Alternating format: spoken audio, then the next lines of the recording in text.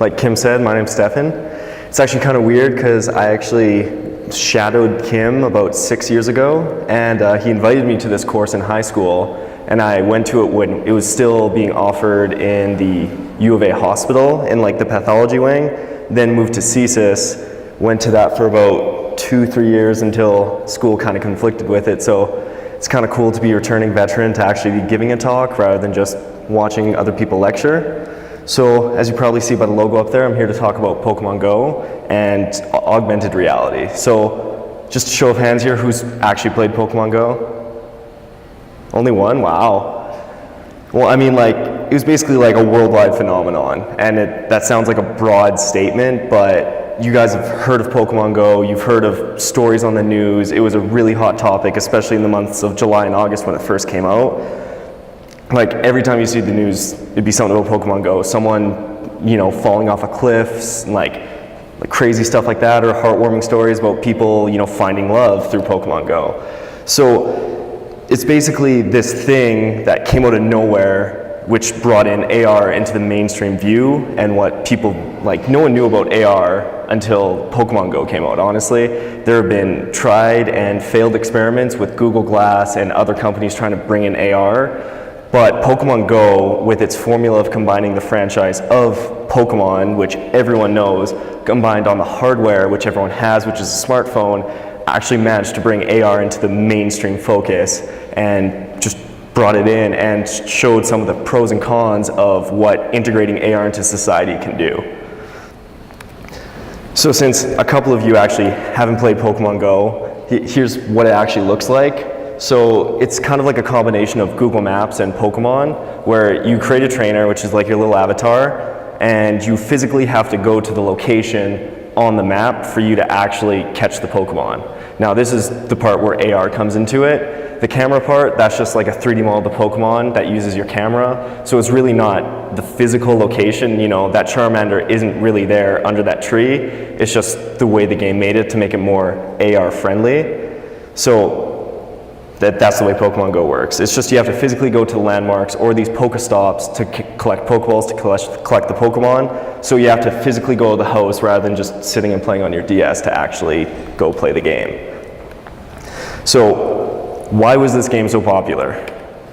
It basically took a new concept of AR, which is new and exciting and something that no one's really ever seen unless you played a game called Ingress, which not that many people did, and combined it on a platform, which was the hardware of a smartphone, which everyone has, and then it combined it with the franchise of Pokemon, which has been around since the 90s, and it's just been super popular with all age groups. Even if you haven't played a Pokemon game, those 4 Pokemon you see up there, you can probably know the names of, or at least Pikachu. Everyone's seen that one.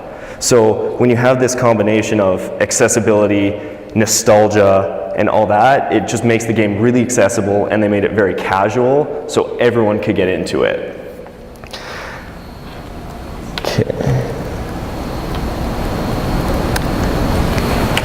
So if you're wondering how successful Pokemon Go actually was, here's the Niantic. They put out this graph, and for their servers to work, they estimated a certain amount of traffic, and then they estimated like a fail-safe saying, okay, we're gonna need Google's help, and then we'll use some of their server space. So the orange one was what they expected, the red one was their fail-safe where they asked Google for help, and the green line is what the actual traffic was. So in the end, it was 50 times what they expected above what they were expecting for traffic, which is ridiculous. I mean, if you were here on campus at all during the summer, everyone was on their phones, everyone was playing Pokemon Go, and it was all age groups. I actually had the benefit of working in Space Camp, which all the kids had their little smartphones out running around the campus trying to catch Pokemon, but then you also see profs with their phones out too playing Pokemon Go, which is just showed the wide range of age groups and why everyone is playing it. Question. Yep. What are those axes? Axes? I'm actually not too sure. It was just like, it was just based off of, I'm assuming just the original launch is just the 0 point, and then the actual graph is probably just like multiplying it. I'm assuming it's linear. I'm not too sure, honestly. All right. So again, like I said earlier, there's been some crazy stories that have come out of Pokemon Go. I mean, like you said, you've probably heard of them on the news. A Newmarket woman was arrested and charged on July 23rd for allegedly shooting a pellet gun at Pokemon Go players. This happens because since you physically have to be in the location to catch a Pokemon, you know, there's been a lot of trespassing, there's been a lot of people playing Pokemon Go while driving, there's just been people not respecting boundaries because they're too into the game. And that's actually a problem with augmented reality, and where some people can't really draw a line. I mean, personally myself, like, I remember I was playing Pokemon Go at the ledge, and there was a Diglett that was on my nearby radar, and I jumped through 2 backyards because I found on the Pokemon radar thing that only had like 2 minutes left to spawn. That's kind of illegal and irresponsible, but when you're getting into the game, it's just, you don't really care about that.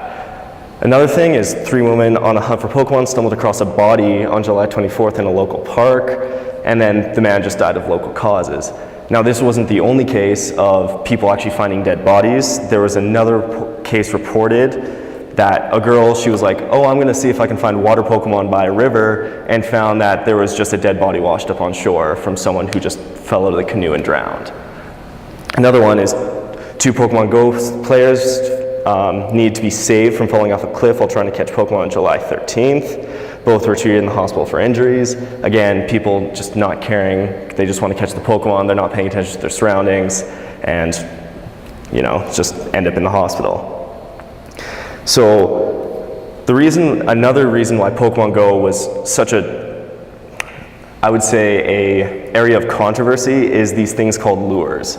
Now, lures are something that you can put on a Pokestop, which is a real-life landmark. Now, what these lures do is they attract Pokemon to your location, so you don't have to go around and catch them. But the thing that made them so unique was that if you place a lure down, everyone in the area around you can also get the benefits from it. Meaning that if there's 3 Pokestops and there's 3 lures around them, then everyone's going to congregate to that location because the rate at which they can catch Pokemon is greater. Now, this is what actually pissed a lot of people off in local businesses, in neighborhoods, is because there's people who just want to catch Pokemon and then they're all just loitering in this area. There's actually a spot over by Rutherford House on the U of A, which had 4 Pokestops with lures on them that was just like populate heavily up until like 10 o'clock p.m. all day for the month of July and August. That's stopped now because it's getting cold out, people don't really play it, but at the same time, it's just, you know, it was kind of annoying people. People, like cops had to come on campus, kick some people off because they were staying there too late. But on the flip side, local businesses have also been taking advantage of this, where some people are like, oh, my business has a Pokestop on it. They're literally investing money into lures, so trainers will come in, have a couple drinks, catch some Pokemon while they're in the restaurant, then leave. So there's like 2 sides to this where, you know, some have been beneficial and some have not. So if you look right here, this is what happens when a rare Pokemon spawns, when all these people are at a lure spot congregating, where it literally stopped traffic. In this location, it's specifically a Vaporeon that spawned, and, you know, they just ghost ride their cars because they want to catch the Pokemon, which is kind of crazy. So this again is just showing that crowd mentality where if you're at the ledge and someone yells Dragonite, you literally have a stampede of 200 people running to your location. Where is this? I believe this was in New York, in like Times Square. Again, there's many videos of these online, you know, Charizard, Dragonite spawn, something rare like that. People just lose their mind, which is kind of silly when you think about it, because it's like a general spawn and it's going to be there for 15 minutes, and if someone catches it, you can catch it too. So people just get way too excited. Now, that was a picture of Central Park, but this is actually something like this happened a lot closer in Edmonton. There's this place called Griesba, which is located in North Edmonton, which I actually went there a couple times, put in a couple 8-hour shifts myself, but this actually got to the point where cops had to come to this location because it was just this really nice neighborhood with a nice little lake around it, but for some reason, rare Pokemon spawned there. So they literally had people with signs in front of their houses saying, private property, do not park in front of here if you're playing Pokemon Go. And they actually called tow trucks. Cops were patrolling it and kicking people out at 2 because residents had people outside their house yelling Dragonite at 2 o'clock in the morning and people stampeding. There was actually one scenario where I was playing Pokemon Go at Griesba at like around 12 o'clock, and there was like a rare Pokemon that spawned, and literally the roads got shut down because there were so many people trying to catch this Pokemon, and the cops actually had to intervene, get out of the cars and say, everyone like, get off the road and go home, that's it. So again, this is showing how something as simple as a game of Pokemon, but combined with the AR aspect of you physically have to be in that location and people really getting into it, it can kind of get a little bit out of hand. I mean, the cops are involved for something as simple as Pokemon. If I would have told you guys this maybe 5 or 6 months ago, that people would be stopping in the streets to catch a Pikachu, you would probably laugh at me, but these are actual things and actual news articles that happened about it. But on the flip side, these are all the negative stories that happened about it with people being stupid with the app, but there's actually a lot of good that came out of this. So another aspect of the game is you have to walk a certain amount of kilometers to hatch eggs. So what a local business did for a shelter is, hey, if you're trying to hatch an egg and catch these rare Pokemon, why don't you come walk these dogs who don't have an owner and just need to be walked? So within a couple hours, there's already Pokemon trainers showing up to their shelter and actually just walking dogs. Another one is people are actually prescribing Pokemon Go to people who are suffering from obesity. And Kim actually tagged me in this article on Facebook, and I read it, and essentially this guy who is a little bit overweight, super into Pokemon Go, lost 25 pounds by catching all 141 possible Pokemon that you could catch.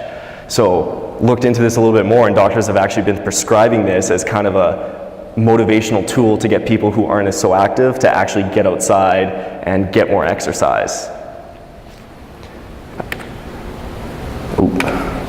And another thing that was actually happening is people who are depressed or suffering from PTSD actually were sharing their stories, saying that it actually helped them get out of the house, actually go outside, give them some motivation. And there's also sort of a community aspect to Pokemon Go, because you go to, say, for example, Griesba, I'll refer to that again, you have like 200 people there, and you're all there for the same thing, and you all know you're there, you're all on your phones, and it's a very friendly atmosphere. You can go up to someone and say, oh, hey, did you catch that Pikachu, and stuff like that, and it just creates a very friendly atmosphere that's super easy to talk to people and make friends. So a lot of people who are shut-ins and normally wouldn't talk to people have been sharing their stories and saying, hey, I actually made so many cool friends, I've actually found a girlfriend by playing Pokemon Go. So even though there's been stories of people, finding dead bodies, people getting mugged by using lures to lure people there, they're mugging them, there's actually a lot of benefits to it as well. So then, even though we've been focusing on Pokemon Go, specifically the app, what's the next step is, because Pokemon Go brought AR into the mainstream. It's been there, before this, it was off the radar. No one really knew about it. VR was kind of the thing that people were thinking it was going to be the next big thing. And then Pokemon Go comes along, and they're like, holy crap, this is something that's actually pretty crazy. So why, what would be the next step for this? Well, most people are thinking a full integration of AR, Google Glass headset that you're wearing 24/7, which, you have a heads-up display or something like that you can provide information, access your Facebook all the time. But at the same time, would this be ideal? That's something you need to ask yourself and actually consider when you're thinking, is AR really that beneficial if you have it 24/7?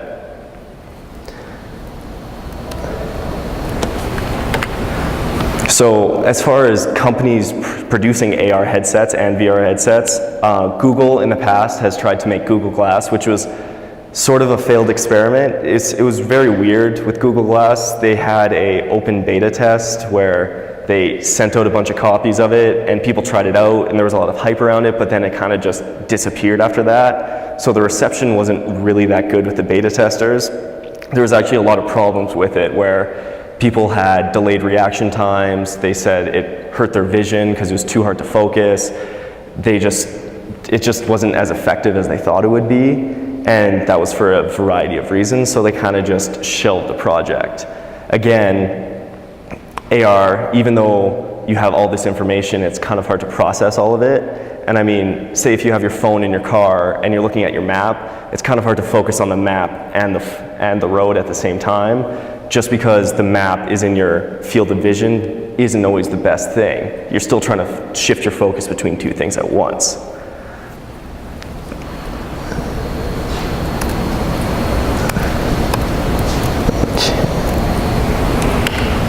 So again, going back to this trade-off between augmented reality providing you with all this information and what is the actual benefit that you're getting from it. So if you look at this picture right here, see, it's super convenient that you have the weather, you can probably talk to your friends, you have the time and everything like that, but at the same time it's also very distracting.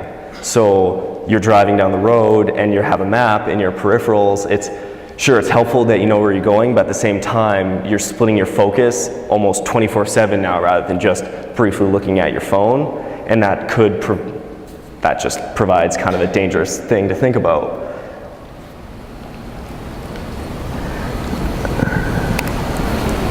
So again, going back to Pokemon Go and providing it, this is something that actually happened where people are super into augmented reality and they're actually playing Pokemon Go while driving.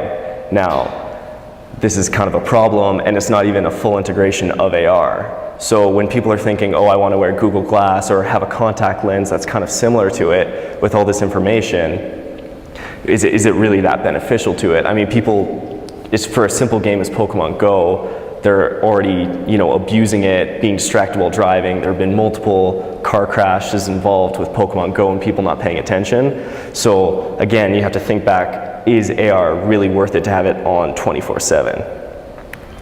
So again, on the right-hand side is actually what Google Glass looks like when you're looking through it, and on the left-hand side is just a heads-up display of a pilot's cockpit.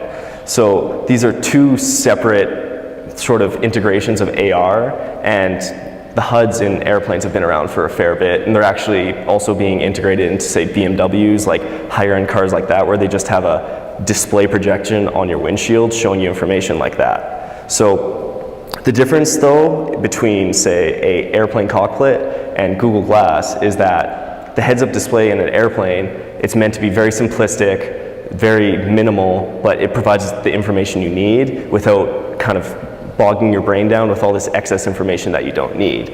So pilots are taught this, and it's a very simple design. You look at it, it's not obstructing your field of vision. It provides you, like how you're pointing, how you're turning, your elevation and all that important information, but you don't have to strain your eyes to get it. On the right-hand side, you're trying to focus on this small little map on the top right-hand corner. You lose your peripheral visions, which is actually very important when you're driving, obviously.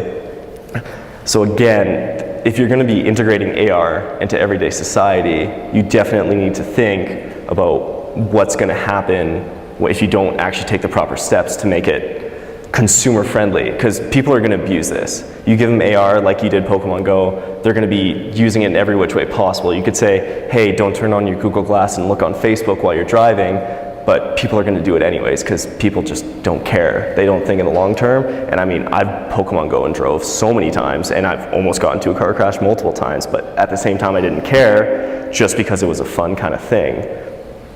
So again, you really need to think about it and wonder, is the trade-off really worth it? Like,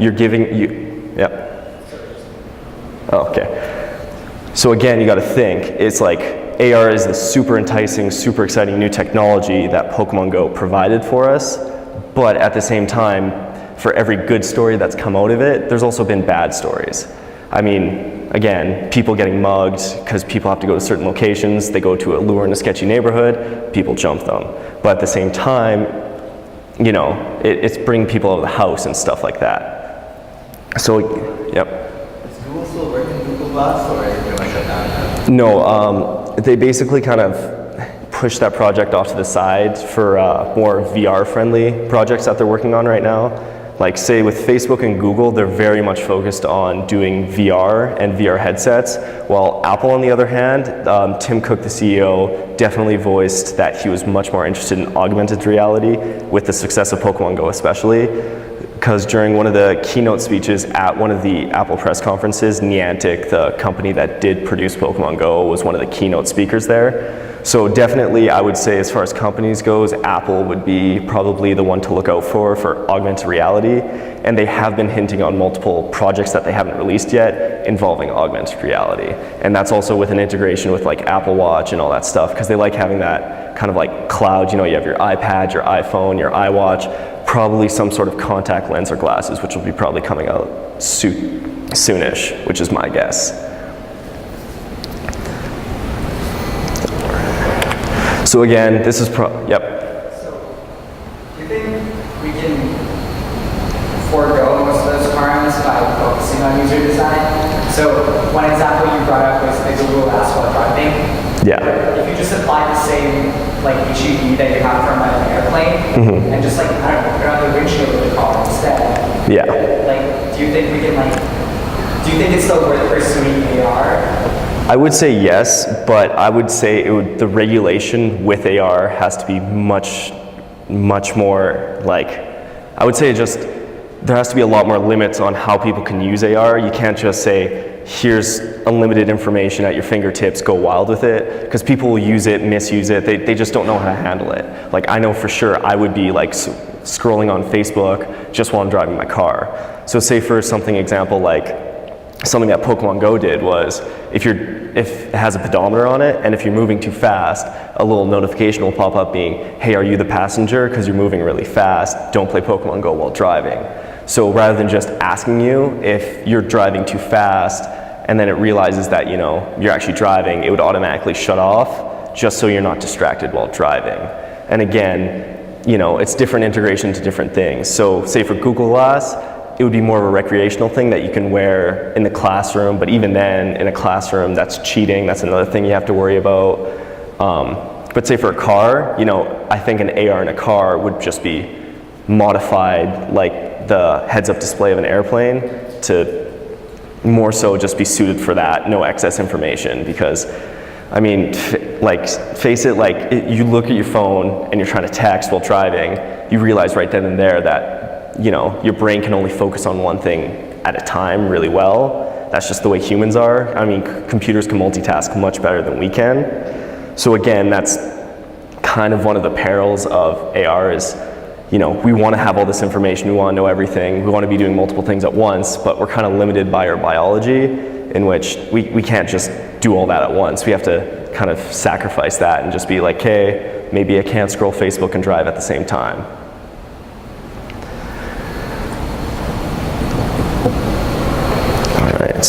And yeah, that's basically it. Yeah. Maybe I missed this. Why is there a sensor to detect glucose in your tears? I'm sorry?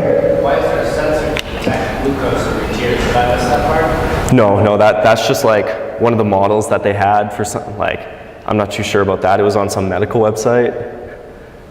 Yeah, I just kind of got like a clip art of some augmented reality contact lens. To clarify, this was actually a contact lens designed for diabetics. Oh. To monitor their blood glucose levels. So it's not augmented reality or like VR in any form of way, but it does show you how small you can make certain electrical devices and how they communicate. Yeah. So I mean, like ideally, this right here, even though it's technically not an AR like contact lens, this is what would be the ideal end goal of AR integration, where you put these contact lenses in, you have a heads-up display, like say if you're playing a game like Call of Duty, where you know you have all the information right there just at your eyes. That would be ideally the end goal for AR. But at the same time, if it's not regulated and it's not integrated properly, then there's going to be like fallout way greater than Pokemon Go, where you had problems of, you know, people falling into cliffs because they weren't paying attention. Oh yeah, so that was about it as far as presentation goes. So,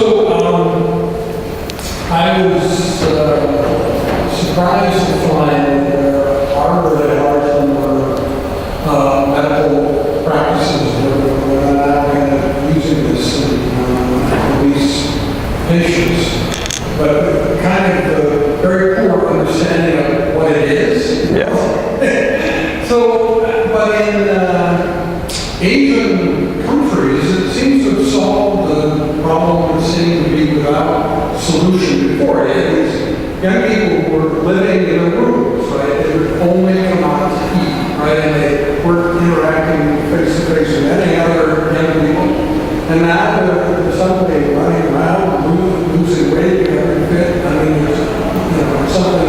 no one thought that would ever happen. So, how important is what happened in 2016?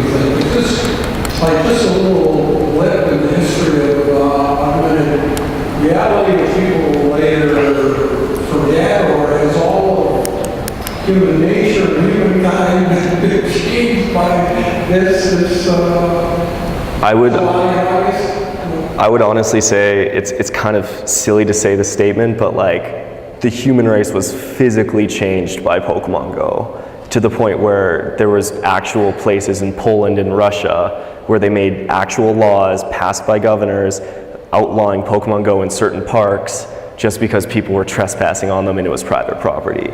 So the fact that something as simple as a game that was friendly and fun with Pokemon, but also real world implications of AR technology, it showed that there has to be some sort of regulation around it.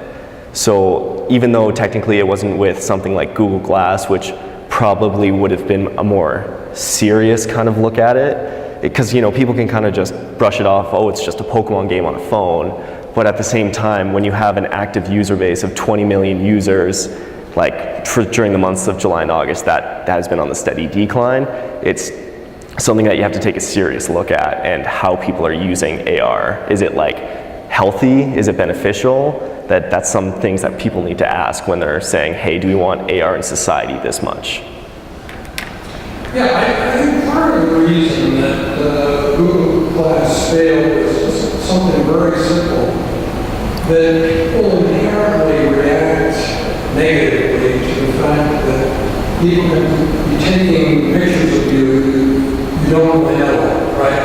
So that was the way people interpreted this. There was an obvious thing that identified certain people were using this, and they get beat up at bars, that sort of thing. But isn't the real problem in this area, just as you said, the lack of content, the lack of depth? You need a better story behind the augmented reality.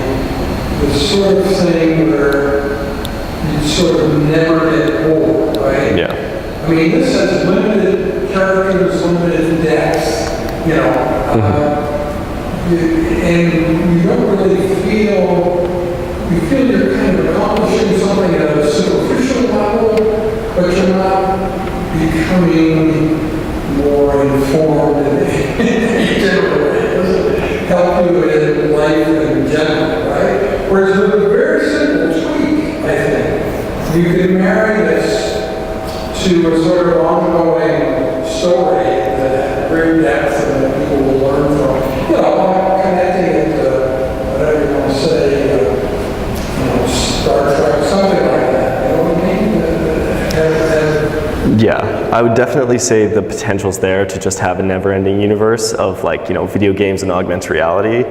I would say the biggest limitation was the company that made Pokemon Go only had 50 people working on it, because they used to work for Google, but then when Google came out with the Google alphabet, where they split up a bunch of companies, Niantic was the N in the Google alphabet that got split off, which actually allowed them to approach Nintendo with the idea of Pokemon Go. Because originally because the whole point of Niantic, their company, is gaming, but with an active sense where they want to get people out of the house, they want to be active. So originally what they did was they created a game called Ingress, which again had the same concept where you physically had to be at the location in order to interact with the game. But it was not catching Pokemon, it was more computery looking, it was more based on battling. And what they would do is, hey, if you find a really cool landmark, take a picture of it, send it to us, and then we'll make it a new landmark. So that's how Pokemon Go has all those Pokestops, was people from Ingress took pictures of those, and they took that data, transferred it over. So they already had that framework of Pokestops, and they weren't directly under Google, which allowed Nintendo to be much more comfortable working with a company like that, not something super big and a juggernaut like Google.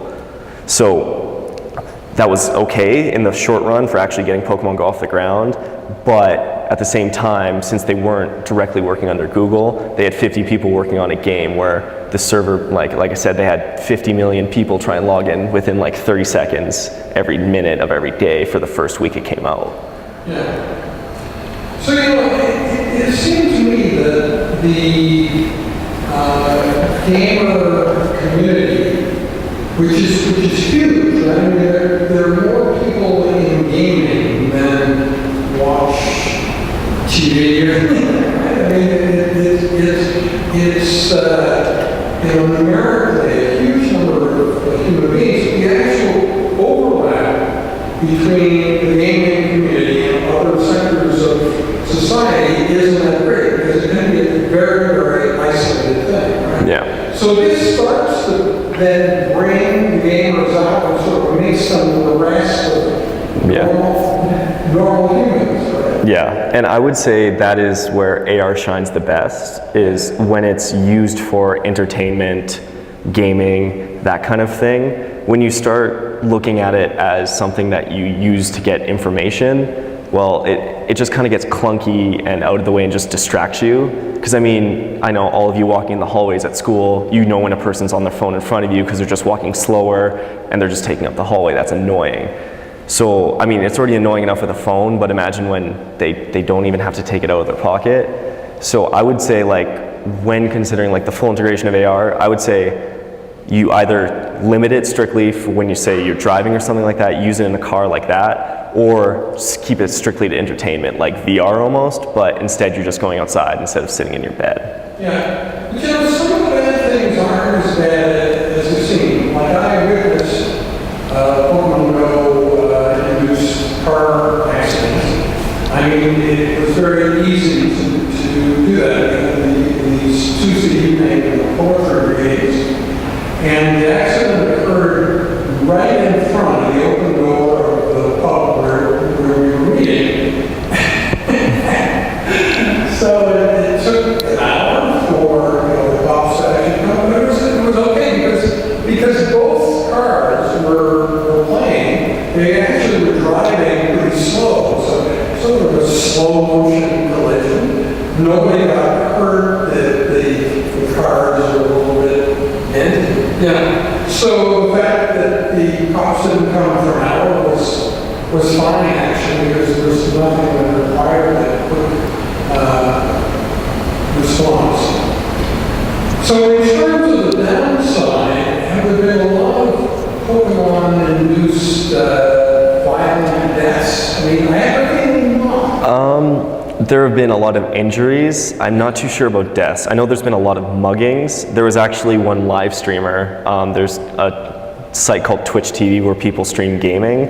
And what they do is they set themselves up with GoPros and go outside and they just catch Pokemon and they stream it. So this one guy who was actually just in Times Square late at night, kind of in a sketchy neighborhood, actually got filmed himself getting mugged because he's walking around streaming Pokemon Go with all this very expensive video equipment, and it showed him just getting knocked out and just his cameras getting taken. And something like that happens kind of frequently. Again, with the lures, people would put down lures and you see a lure and you're like, okay, I want to go there to catch Pokemon. And then it's kind of in a sketchy neighborhood, you don't realize where you're going because you're, again, not paying attention, you're distracted, and then you have 3 guys jump out of a van, steal your phone, steal your wallet, then book it, which happened a couple times. And then also, like you said, when you were seeing that video of people just running towards a car, people have been trampled and stuff like that during those stampedes where people just want to catch that Dragonite, so they just run over people. Yeah. So, I mean, isn't this giving us a clue of how internet interaction with human beings is changing? David Chip, who's an expert in augmented reality, talks about being able to experience all 5 senses using the internet. And right now, we mostly can't do that. Like, everything's behind glass, You've got sight and sound, but the other 5 senses you could have as really don't.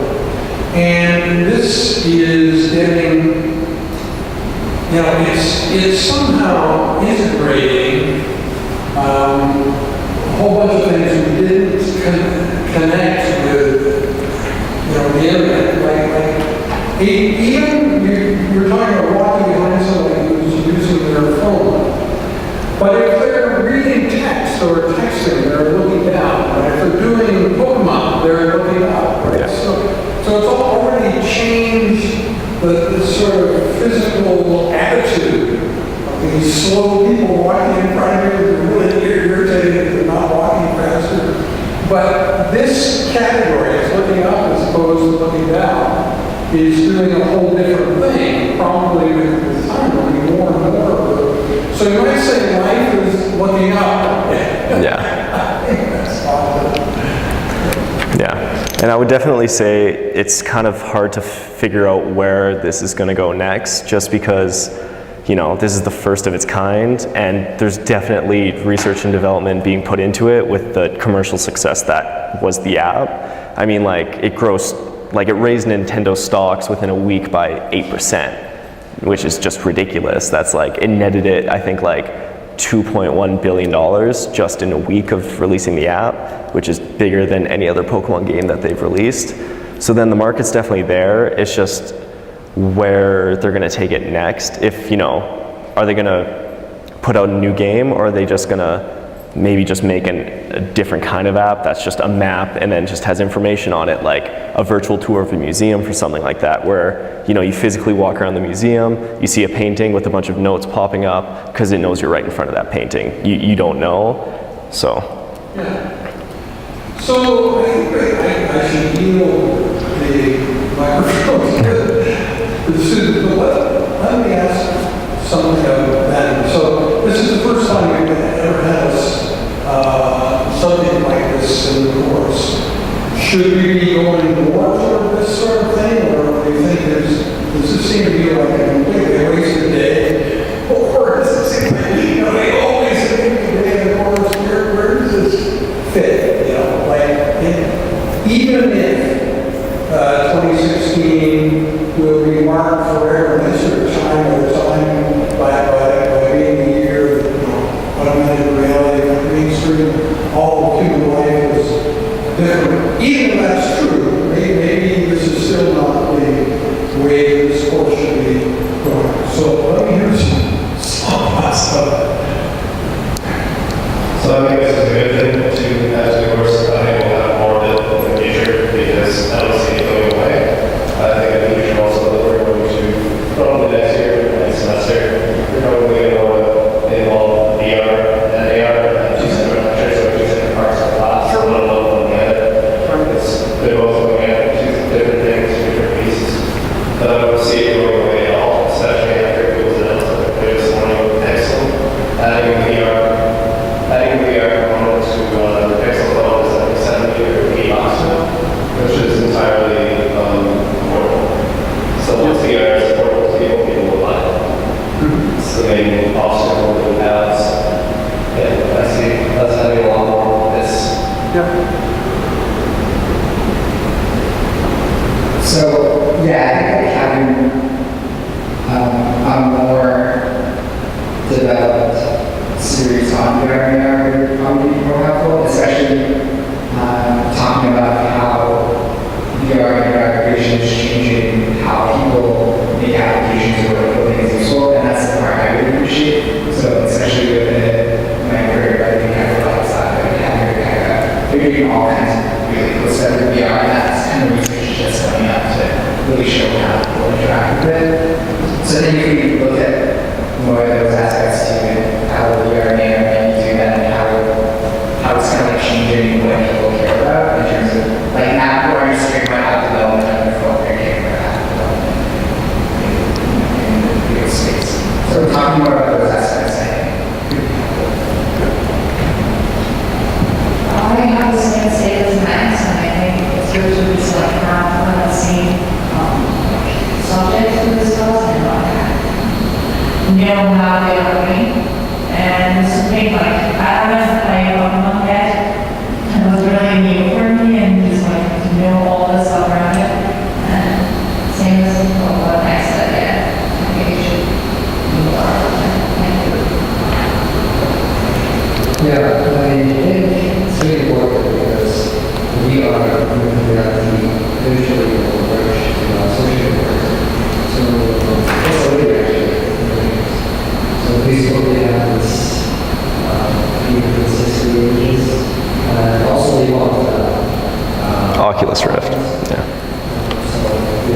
And I think Snapchat also, they're trying to do something like that. They're trying to pretty much virtual reality with also like augmented reality with this Snapchat snap. I think, what was it, they came out with glasses that have cameras on it, so then you're looking at it and then you just have to press a button on it and it records it and uploads it to your story. Yeah. So it's more of like a social media aspect of AR, I guess. And you don't have to like sit to for that virtual reality. You don't have to buy it. No. You can't get it for like $20 an hour for a day. Like you're on a day, you got to take home. Yeah. Pretty chill with that.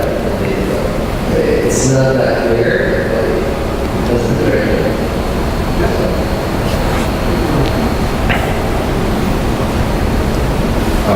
Yeah, this is a representation where we it. Personally, when Go first came out, I was actually stunned how big of a that people decided going up on the quad to see how many people were playing, just amazing. And that's what became was we have better technology and less distracting technology. They're saying something critical in the aircraft stuff. I think once we said that's really a big up and really big so it's very in this source.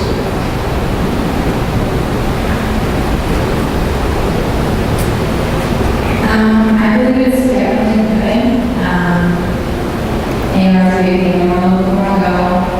You just had to take a big, Yeah.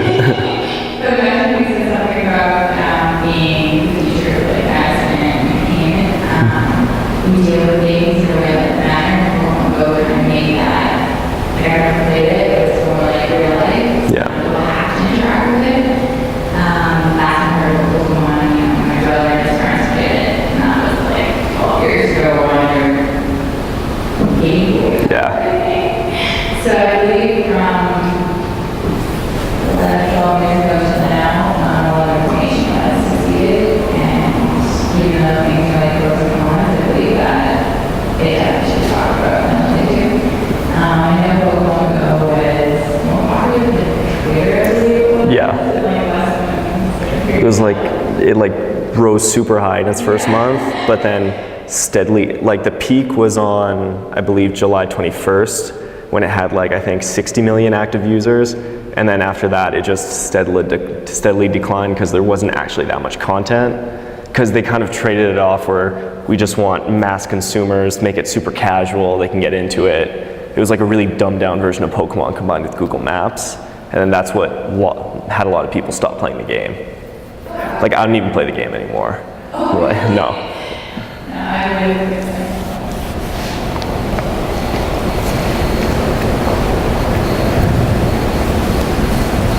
Thanks. This is more for Kim than for next semester. I would be specifically interested in a lecture that would be given on the problems associated with VR technology, specifically on why it makes people so sick.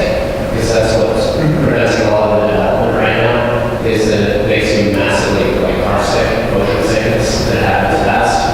I have a friend who develops on the side for, he just tried some game development, and he bought a VR setup, and he started trying to build stuff for that. And even the simple games that come preset with the VR equipment that's for each experience, even those simple games, not stuff that's like COD or anything intensive, this is just like a Mario game, it will make you motion sick after just like a half hour, maybe 45 minutes. Yeah. You know, it's an interesting problem. It's genetic. It affects men much more than women. It's not related to color blindness, which also affects men more than women. It's strangely regional. Like, you know, I look at microscope slides for a living. That's my favorite of my day job. When I moved to Canada, the whole experience stopped. and I've never had this. In the U.S., like on Monday morning, you'd be looking at slides with some other physician who's actually taking care of the patient, and they would get seasick, and particularly if they've been, drinking on weekends. And in Canada, that just has never, ever happened to me. I've never shown somebody a slide and having a physically sick, whereas in the U.S. it's a very regular thing. So it's partly cultural, partly genetic. But I think also once it's clearly understood, you'd be able to have VR programs that don't make any sense, right? So I mean that's fully attainable goal.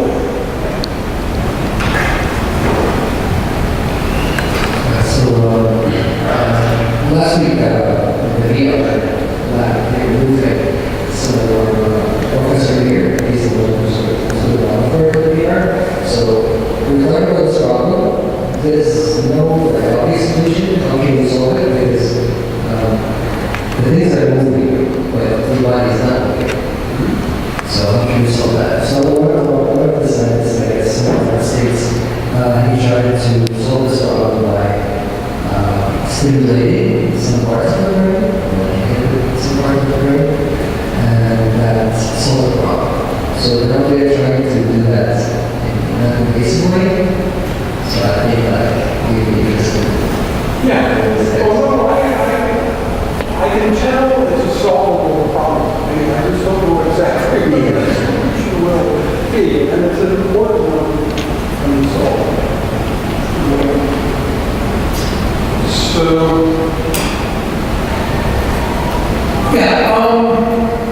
just to kind of reflect for a bit on what else we will need to do about this. Steffen and I are going to have a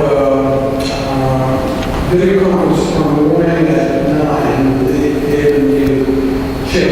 Now he's in Malaysia, they're 14 hours ahead.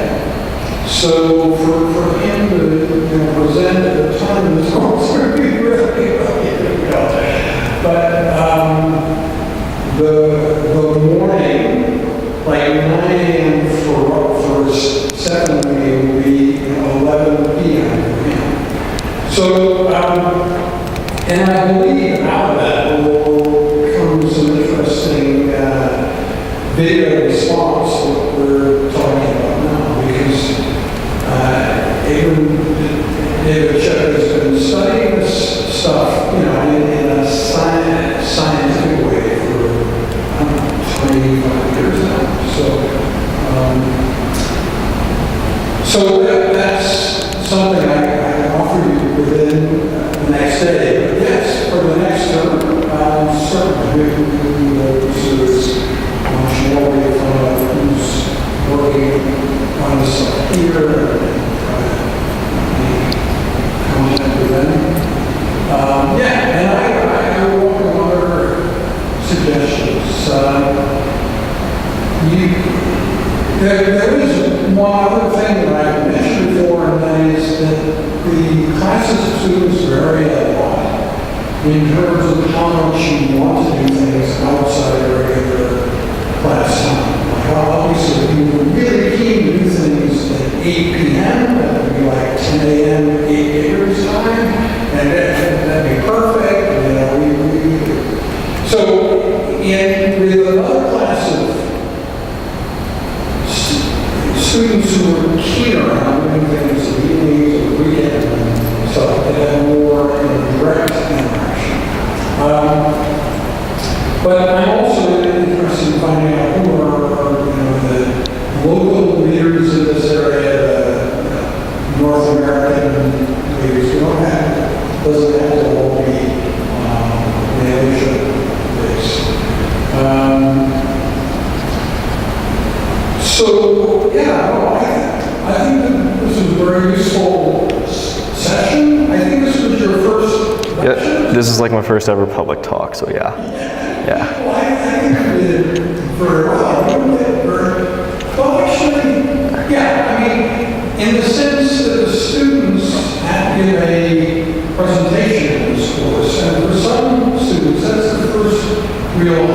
profile talk that ever did. So, in the sense that you experienced today, was like giving a presentation of the course. And the students who ended up teaching the course have had that student presentation before, and then they end up giving a lecture or so. So, yeah, and I've had some experiences with this. Like if you look at Vanessa Rogers' student presentation, it's I think the most popular one with 1,200, 1,400 hits now. But she was basically a shy person who, at the moment of having to give the presentation in this course, her life was changing. And she knew what the heck she was talking about. She had a really good presentation. And the only flaw I felt was that I thought she should, enjoy it more, because she was scared stiff, but she gave a fantastic presentation.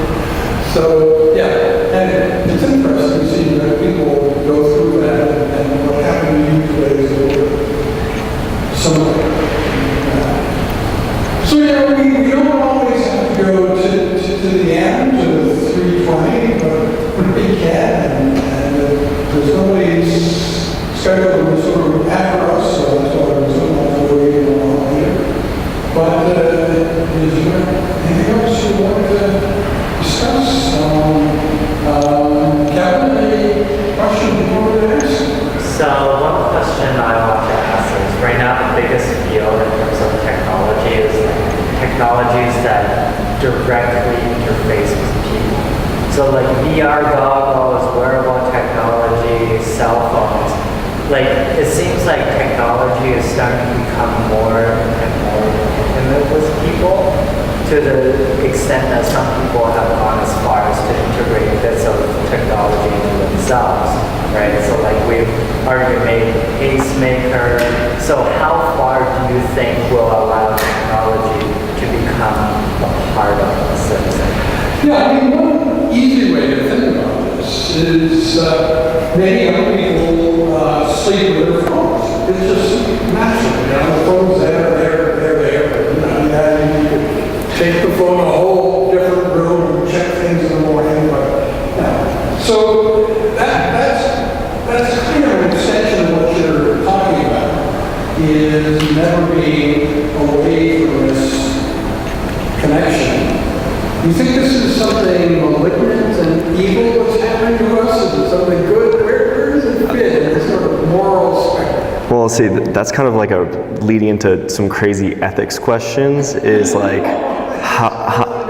it's like how much can you augment yourself and still be considered human? I guess you could say, to the point where you're not just a robot with just human parts added, rather than a human with robot parts added. I mean, say it makes sense for a pacemaker, or to say have like a prosthetic arm, but I would say it starts to cross a line when you're using it to upgrade rather than replace. That's when I would say you're kind of almost crossing the boundary of like the ethics, where you're kind of like pushing the limits, where instead of just using an arm because you were paralyzed and you're using an exoskeleton to help you move again, rather than you're actually like giving up your arms with them being perfectly fine just so you can lift more or be stronger for, say, a certain job. I would say that's when you're starting to worry about it, and just that's leading into more ethics problems that are kind of haven't been really explored yet, because the technology hasn't been there. Right. If you think about notifications on your phone, whatever you do, probably seems normal to you, but you have no idea how varied that can be. And like, if you have an audible beep every time somebody sends you an email or a text or whatever, then that's a sign you don't sleep with your phone, right? You never get any sleep, right? But you can obviously alter that. You can only you can make it so it appears in the face of the phone, or it vibrates, so on and so forth. So like thousands of different ways you have your phone set. And it probably seems to you like you have sort of default setting, the way you have notifications on your phone, just a completely normal way to do it, and logical human being would do it the way you do it, right? And so then this question of whether you put your phone by your bedside or a whole different room or whatever you see is completely influenced by that, how you have those things set. So, there probably is no normal, no ideal about that. Any system that works for you is probably okay.